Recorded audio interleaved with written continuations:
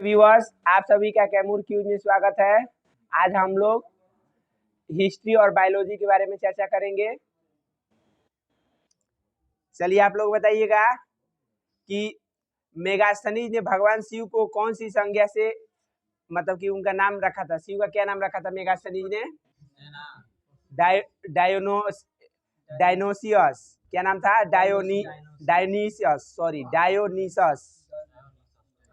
Dionysus नाम रखा था।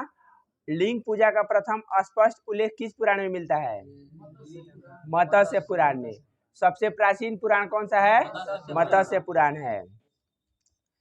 बताना कि अर्धनारीश्वर मूर्ति में आधे शिव तथा आधे पार्वती जिसके प्रतीक हैं, वह किस शक्ति का प्रतीक है? तो देव और उसकी शक्ति के योग का प्रतीक है।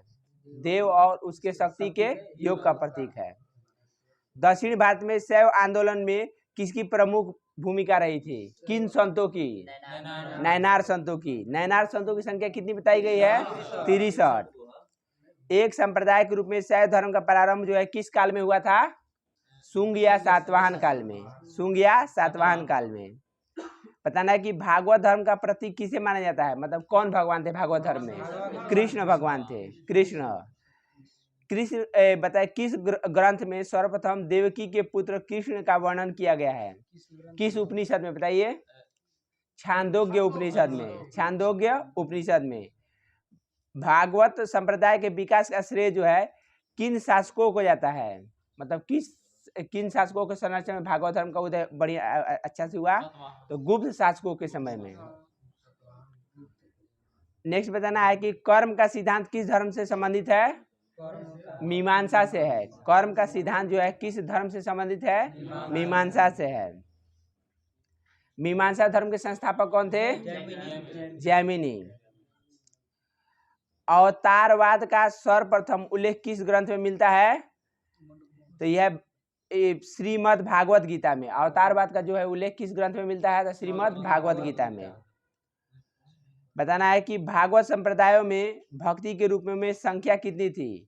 तो 9 थी। भागवत संप्रदाय में भक्ति के रूपों की संख्या कितनी थी? 9 थी। मेगास्थनीज ने कृष्ण को किस नाम से उल्लेखित किया है? मेगास्थनीज ने कृष्ण को कहेगा तो हेराक्लीज, जबकि शिव को कहेगा तो डायोनिसस। दक्षिण भारत में वैष्णव मत का विस्तार जो है किन संतों ने किया था? अलवार संतों ने। अलवार संतों की संख्या कितनी बताई गई है? 12। नैनार का कहेगा तो 63। अलवार संतों की संख्या 12 मानी जाती है। इन संतों में अंडाल नामक महिला संत का भी उल्लेख है, जिन्हें दक्षिणी की मीरा कहा जाता है। जिन्हें दक्षिण का मीरा कहा जाता है।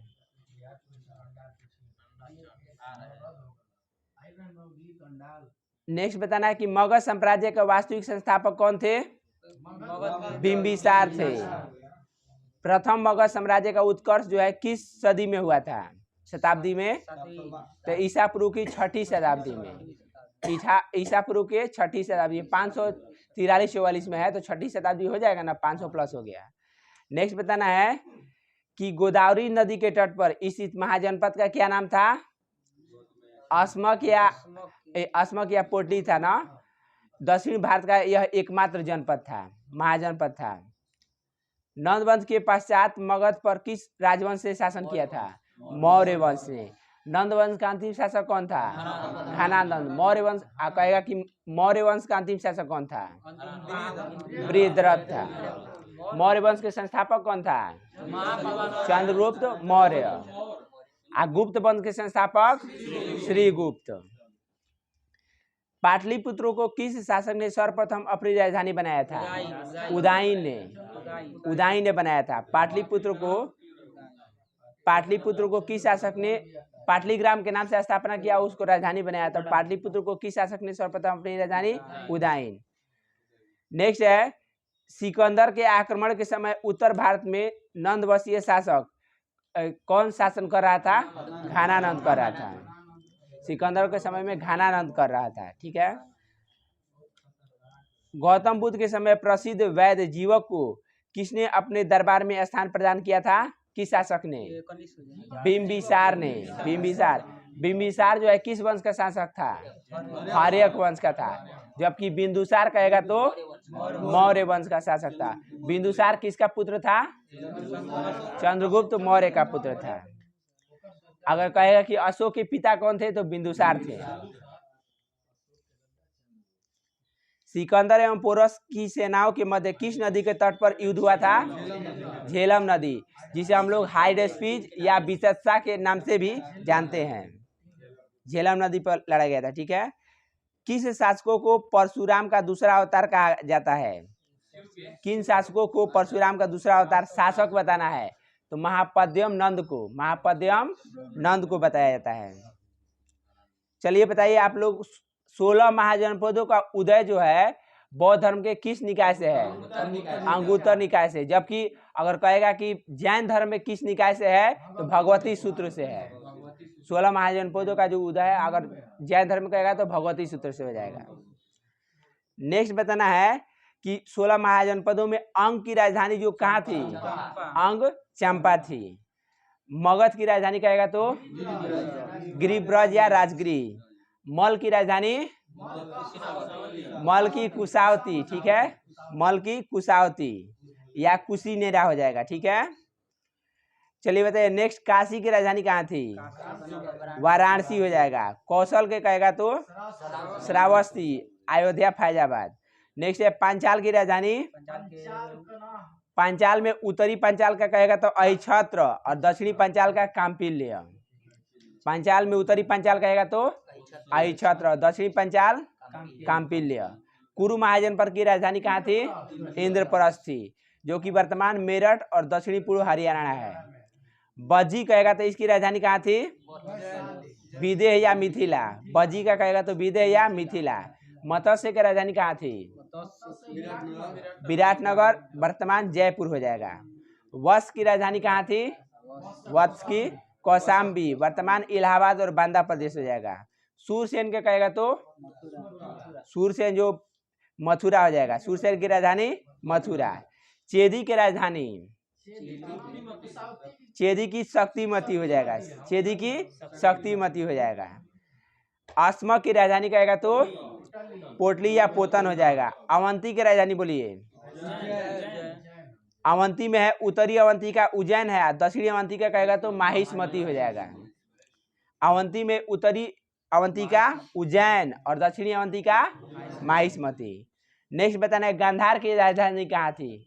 गांधार की तक्षशिला थी, पाकिस्तान। कम्बोज की राजधानी कहाँ थी? हाटक, वर्तमान में राजपुर कश्मीर में हो जाएगा। राजपुर और कश्मीर। इसमें जो है वजी और मल जो महाजनपद था, वजी और मल, इस यहाँ पर जो गणतांत्रिक व्यवस्था थी, गणतांत्रिक व्यवस्था थी।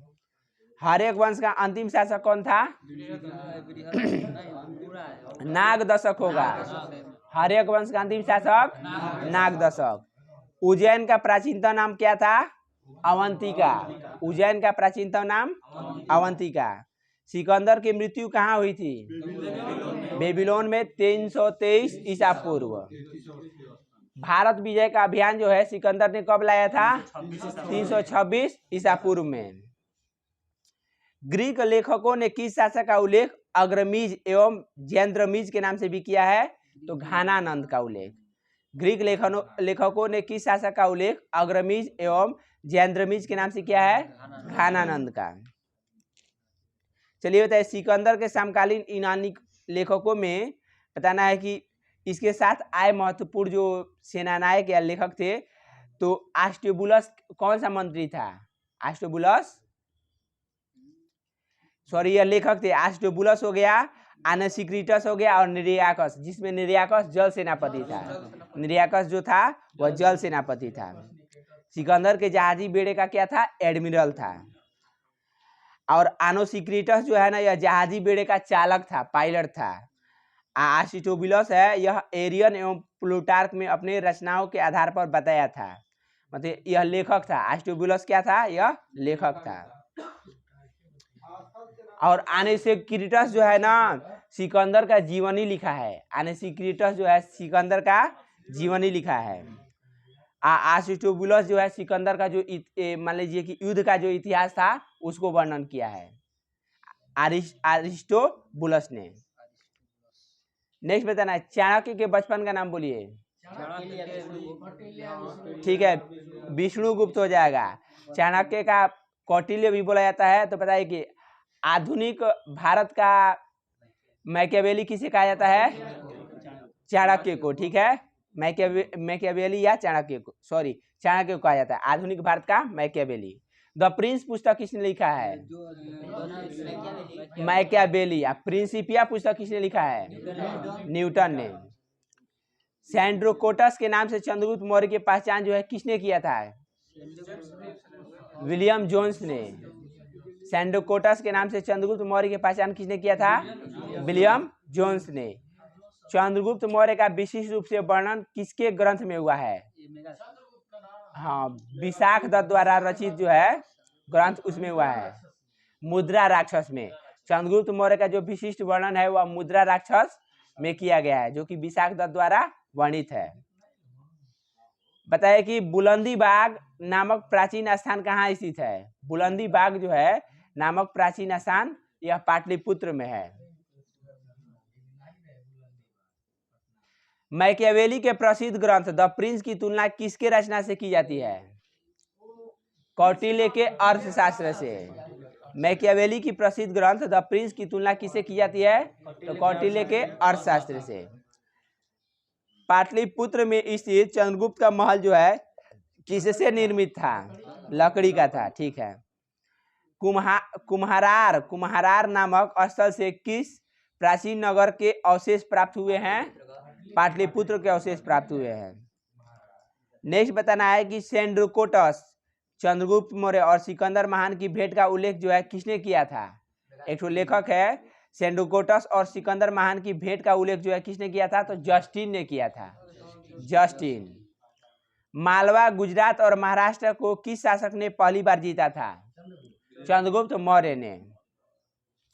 चलिए बताइए आप लोग कि चंद्रगुप्त मौर्य से संबंधित जो है इसके मौर्य काल में सबसे उच्चतर स्तर के अधिकारी तीर्थ कहे जाते थे। अर्थशास्त्र के अनुसार इनकी संख्या 18 बताई गई है। तो इसमें बताना है कि राजकोषीय कोषागार का प्रधान अधिकारी को क्या कहा जाता था? सन्निधाता कहा जाता था। क्या कहा जाता था? सन्निधाता।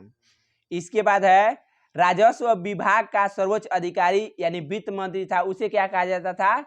समाहर्ता। समाहर्ता। इसके बाद है देश के भीतरी दुर्गों का प्रबंधक जो है क्या कहलाता था? दुर्गपाल कहलाता था। और राजस्व का जो राजा का जो उत्तराधिकारी था उसे क्या कहा जाता था? युवराज कहा जाता था। अब वन विभाग का जो सर्वोच्च अधिकारी था उसे क्या कहा जाता था? आटविक कहा जाता था। आटविक। सीमावर्ती दुर्गों का जो रक्षक था उसे अनंतपाल। किस मौर्य दक्कन की विजय शासक ने प्राप्त की थी? मतलब कि कौन सा मौर्य शासक था जिसने दक्कन की विजय जो है प्राप्त की थी? तो चंद्रगुप्त मौर्य ने। मगध साम्राज्य में रजुक किसे कहा जाता था? रजुक। मौर्य शासक में भूमि मापक जो अधिकारी था उसे रजुक कहा जाता था।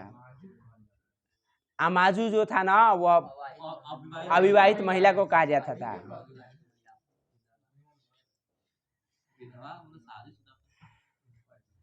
नेक्स्ट है ब्राह्मी लिपि की प्रथम पहचान किस पर उत्कीर्ण अक्षरों से की गई है? पत्थर की पट्टियों पर। ब्राह्मी लिपि की प्रथम पहचान किस पर उत्कीर्ण अक्षरों से की गई है? तो पत्थर की पट्टियों पर। अशोक ने शिलालेखों में प्रयुक्त भाषा कौन सी है? अशोक के शिलालेख में प्राकृत भाषा है। प्राकृत। सम्राट अशोक का शिलालेख शाहबाजगढ़ी से प्राप्त हुआ है। यह स्थान कहाँ स्थित है? शाहबाजगढ़ी पेशावर पाकिस्तान में है। शाहबाजगढ़ी कहाँ स्थित है? पेशावर पाकिस्तान में है। चलिए भाब्रू शिलालेख का जो है खोज किसने किया था? कैप्टन बर्ट ने। कैप्टन बर्ट ने। कहेगा कि आपको जौनागढ़ अभिलेख जो है इसका खोज किसने किया था? सर वाल्टर इलियट ने, सर वाल्टर इलियट ने। और रामपुरवा जो अभिलेख है वो आपको शायद बिहार में ही है, तो इसकी खोज किसने की थी? कार्लाइल ने। किसने? कार्लाइल ने। आज सारनाथ स्तंभ जो है वाराणसी में है, इसकी खोज किसने किया था? तो आरएल अस्टाइन ने, आरएल अस्टाइन 1905 में किया गया है। चलिए नेक्स्ट बताना है कि सारनाथ स्तंभ का निर्माण जो है किसने करवाया था? अशोक ने कराया था। वह कौन सा स्तंभ है जिसमें अशोक ने स्वयं को मगध का सम्राट बताया है? भाबरू स्तंभ लेख है। यह कहाँ स्थित है? राजस्थान में। भाबरू स्तंभ राजस्थान। ब्राह्मी लिपि में लिखे अशोक के शिलालेखों को सर्वप्रथम किसने पढ़ा था? जेम्स प्रिसेप ने। कब पढ़ा था? 1837 में। गुर्जरा लघु शिलालेख कहाँ स्थित है? मध्य प्रदेश के दतिया जिले में है। गुर्जरा लघु शिलालेख कहाँ स्थित है? मध्य प्रदेश के दतिया जिले में है। मध्य प्रदेश स्थित सांची स्तूप का निर्माण किस मौर्य शासक ने कराया था? अशोक ने कराया था। बताइए कि सांची स्तूप जो है मध्य प्रदेश में, तो शांति स्तूप कहाँ स्थित है? राजगीर बिहार में। ठीक है, राजगीर बिहार में। नेक्स्ट बताना है कि प्रसिद्ध यूनानी राजदूत मेगास्थनीज भारत में किसके दरबार में आया था? चंद्रगुप्त मौर्य के दरबार में। बताइए कि कृषि विभाग का अध्यक्ष जो था उसे क्या किस नाम से पुकारा जाता था? सीता अध्यक्ष। सीता अध्यक्ष। जो खान का अध्यक्ष था, खान जैसे होता है ना, उसका अध्यक्ष को क्या पुकारा जाता था? तो आकारा अध्यक्ष। आकारा अध्यक्ष। मुद्रा विभाग का जो प्रधान था उसे लक्षणा अध्यक्ष पुकारा जाता था। जो व्यापारिक मार्ग का अध्यक्ष था उसे संस्था अध्यक्ष बोला जाता था। नेक्स्ट है, सिमु किस वंश का शासक था? सातवाहन वंश का शासक था। आंध्र के सातवाहन राजाओं की सबसे लंबी सूची किस पुराण में मिलती है? मत्स्य पुराण में। नेक्स्ट है, सातवाहनों की राजधानी कहाँ स्थित थी? अमरावती थी। सातवाहनों की राजधानी कहाँ स्थित थी? अमरावती में। सातवाहन काल का सर्वश्रेष्ठ शासक कौन था? गौतमी पुत्र सातकर्णी। सातवाहन काल का सर्वश्रेष्ठ शासक कौन था? गौतमी पुत्र सातकर्णी। कुषाण शासक कनिष्क का राज्याभिषेक जो है कब किया गया था? 78 ईस्वी। शक संवत उसी समय से प्रारंभ होता है। नेक्स्ट है, विक्रम एवं शक संवत में कितने वर्षों का अंतर है? 135 वर्षों का अंतर है।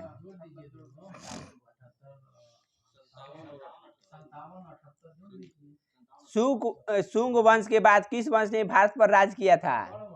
कौरव वंश ने। कनिष्क को किस चीनी जनरल ने पराजित किया था? ठीक है, पांचाऊ। कनिष्क जो है किस चीनी जनरल ने पराजित किया था? पांचाऊ ने।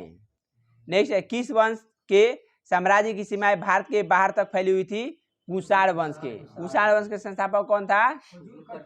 कुजोल कटफिसेस। कनिष्क जो है किस वंश का शासक था? कुषाण वंश का था। सबसे प्रतापी वही था, कनिष्क। नेक्स्ट है, विक्रम संवत कब प्रारंभ हुआ था? 57 ईसा पूर्व में। कलिंग नरेश खारवेल किस वंश से संबंधित थे? चेदी वंश से। कलिंग नरेश खारवेल जो है किस वंश से शासक थे? चेदी वंश के। प्रथम ईरानी शासक कौन था? डेरियस प्रथम था। प्रथम ईरानी शासक कौन था? तो डेरियस प्रथम। किसके सिक्कों पर मातृदेवी उमा का नाम मिलता है? किसके सिक्कों पर मातृदेवी उमा का नाम मिलता है? तो कुषाण शासक था उसके सिक्कों पर। नेक्स्ट बताना है कि चतुर्भुजी विष्णु के सिक्के किसने चलाए थे? चतुर्भुजी विष्णु के सिक्के तो हुविस्क ने। चतुर्भुजी विष्णु के सिक्के किसने चलाए थे? हुविस्क ने। नेक्स्ट है, बुध का अंकन किसके सिक्कों पर हुआ है? कनिष्क के सिक्कों पर। बुध का जो है अंकन किनके सिक्कों पर हुआ है? तो कनिष्क द्वारा चलाए गए सिक्कों पर। नेक्स्ट है, बताना है कि योधेय सिक्कों पर किस देवता का चित्रांकन मिलता है? तो कार्तिकेय। योधेय सिक्कों पर किस देवता का चित्रांकन मिलता है? कार्तिकेय। कार्तिकेय किसके पुत्र थे? शिव के थे। कनिष्क का राजवैद्य कौन था? चरक था। कनिष्क किस संप्रदाय से संबंधित थे? कि मतलब बौद्ध धर्म के किस संप्रदाय को अपनाया था? तो महायान शाखा को, महायान बौद्ध संप्रदाय को ये अपनाए थे। किस राजवंश ने हत्या करके सत्ता हथियाई और जिसका अंत भी हत्या के द्वारा ही हुआ? शुंग वंश था। शुंग वंश था। भारत के यूनानी शासकों में किसकी स्मृति भारतीय साहित्य ग्रंथों में सर्वाधिक सुरक्षित है? मीनांडर। भारत के यूनानी शासकों में किसकी स्मृति जो है भारतीय साहित्यिक ग्रंथों में सर्वाधिक सुरक्षित है? मीनांडर।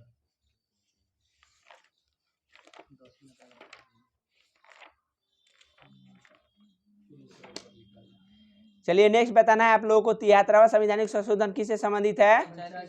पंचायती राज से है। अनुच्छेद 40 में किसका वर्णन है? पंचायतों का उल्लेख है। अनुच्छेद 48 में किसका वर्णन है? पशुपालन। ठीक है, पशुपालन एवं संरक्षण का वर्णन। अनुच्छेद 49 में इमारतों का संरक्षण। ठीक है, प्राचीन जो इमारत है उसका संरक्षण। अनुच्छेद 50 में किसका वर्णन है? न्यायपालिका का कार्यपालिका से पृथकीकरण है। नेक्स्ट बताना है आपको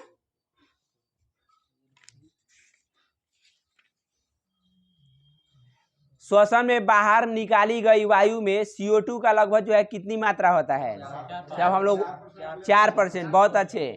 बताना है कि जब हम लोग श्वसन जब करते हैं तो उसमें वायु लेते हैं अंदर, तो उसमें कार्बन डाइऑक्साइड कितना रहता है? 0.03%। जब हम लोग श्वसन लेते हैं, अंदर की हवा लेते हैं, तो उसमें कार्बन डाइऑक्साइड की मात्रा 0.03%। नेक्स्ट है, आज जब मान लीजिए कि हम लोग ऑक्सीजन अंदर लेते हैं, अंदर ली गई वायु में ऑक्सीजन कितना होता है? 21%। आप बाहर जब छोड़ते हैं तो कितना परसेंट ऑक्सीजन? 17%। और नाइट्रोजन जितना लेते हैं उतना ही छोड़ते हैं, यानी कि 78% लेते हैं और 78% छोड़ते हैं। चलिए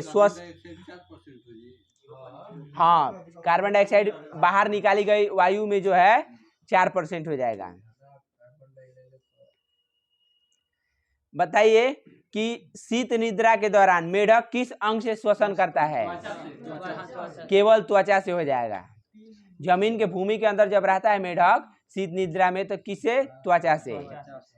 यातायात पुलिस शराब के नशे वाले व्यक्ति की श्वास जांच में किस गैस के मिश्रण का प्रयोग करती है? पोटेशियम डाइक्रोमेट सल्फ्यूरिक अम्ल। पोटेशियम डाइक्रोमेट सल्फ्यूरिक अम्ल।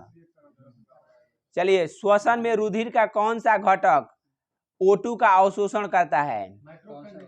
RBC, red blood corpuscles. लाल रक्त कणिकाएं जो है O2 का अवशोषण करती हैं। नेक्स्ट है, अवायवीय श्वसन में पेशी कोशिकाएं ग्लूकोज को किस में परिवर्तित होकर ऊर्जा उत्पादन करती हैं? लैक्टिक अम्ल में परिवर्तित हो जाती हैं। इस तरह कहेगा कि आपको मान लीजिए कि हम लोग ऊर्जा कैसे मिलता है, तो हमारे यकृत में जो है ग्लूकोज ग्लाइकोजन के रूप में रहता है। जब हमें एनर्जी की जरूरत होती है तो ग्लाइकोजन ग्लूकोज में बदल जाता है। फेफड़ों में गैसों का आदान प्रदान जो है किसके द्वारा होता है? रुधिर द्वारा होता है। किसके द्वारा होता है? रुधिर द्वारा। क्रेब्स चक्र की क्रिया किस कोशिकांग में संपन्न होती है? माइटोकॉन्ड्रिया। तो power house of the cell किसे कहा जाता है? माइटोकॉन्ड्रिया। ऑक्सी श्वसन की क्रिया कोशिका के किस भाग में संपन्न होती है? कोशिका द्रव्य और माइटोकॉन्ड्रिया में।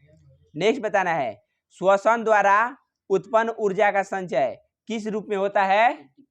ATP अणु में होता है। ATP अणु में। तो ATP का फुल फॉर्म बोलिए। Adenosine triphosphate.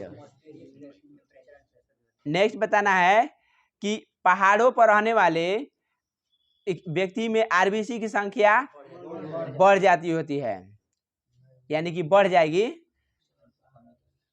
कि इसका कारण क्या है? तो पहाड़ पर वायु का कम संघनित होना। कार्बोहाइड्रेट तथा वसा मेटाबॉलिज्म के प्रमुख अंतिम उत्पाद कौन सा है? तो CO2 और पायरुविक अम्ल हो जाएगा। कार्बोहाइड्रेट तथा वसा मेटाबॉलिज्म के प्रमुख अंतिम उत्पाद कौन से हैं? तो CO2 और पायरुविक अम्ल। अवायवीय श्वसन में कौन सी प्रक्रिया होती है? ग्लाइकोलाइसिस। अवायवीय श्वसन यानी कि एनारोबिक रेस्पिरेशन में कौन सी प्रक्रिया होती है? तो ग्लाइकोलाइसिस। मानव में श्वसन दर प्रति मिनट लगभग कितनी होती है? 16 से 18 बार। 16 से 18 बार। ग्लाइकोलाइसिस के एंजाइम कहाँ पाए जाते हैं? ग्लाइकोलाइसिस के एंजाइम तो कोशिका द्रव्य में। ग्लाइकोलाइसिस के एंजाइम कहाँ पाए जाते हैं? कोशिका द्रव्य में। फेफड़ों की कुपिकाओं में गैसीय विनिमय किस प्रकार से होता है? तो सक्रिय ट्रांसपोर्ट द्वारा। फेफड़ों की कुपिकाओं में गैसीय विनिमय किस प्रकार होता है? सक्रिय ट्रांसपोर्ट द्वारा। मानव शरीर में श्वसन केंद्र कहाँ स्थित होता है? मेडुला ऑब्लांगाटा तथा पोन्स में। मानव शरीर में श्वसन केंद्र कहाँ स्थित है? तो मेडुला ऑब्लांगाटा तथा पोन्स में। फेफड़ों के ऊपर का आवरण किसका बना होता है? प्लूरल कला का। प्लूरल कला का। फेफड़ों के ऊपर का आवरण जो है किसका बना होता है? तो प्लूरल मेम्ब्रेन्स का। सर्वाधिक CO2 का परिवहन किस रूप में होता है? बाइकार्बोनेट के रूप में। सर्वाधिक जो है CO2 का परिवहन जो है किसके माध्यम से होता है? बाइकार्बोनेट के रूप में। क्रेब्स चक्र में ग्लूकोज के अणु के कितने ATP अणुओं का निर्माण करते हैं? तो 24 ATP के अणुओं का। नेक्स्ट बताइए, ग्लाइकोलाइसिस चरण में ATP अणुओं का शुद्ध लाभ होता है 2 ATP। 2 ATP। फेफड़ों तथा अशुद्ध रक्त फेफड़ों तक अशुद्ध रक्त किसके द्वारा पहुंचाया जाता है? फुफ्फुस धमनी द्वारा। फुफ्फुस धमनी द्वारा। पाल्मोनरी आर्टरी द्वारा। फेफड़ों द्वारा शुद्ध किया गया रक्त बाएं आलिंद में किसके द्वारा पहुंचाया जाता है? फुफ्फुस शिरा द्वारा। श्वसन क्रिया में वायु किस घटक की मात्रा में कोई परिवर्तन नहीं होता है? अभी बताए हैं नाइट्रोजन में। नाइट्रोजन जितना लेंगे उतना छोड़ेंगे।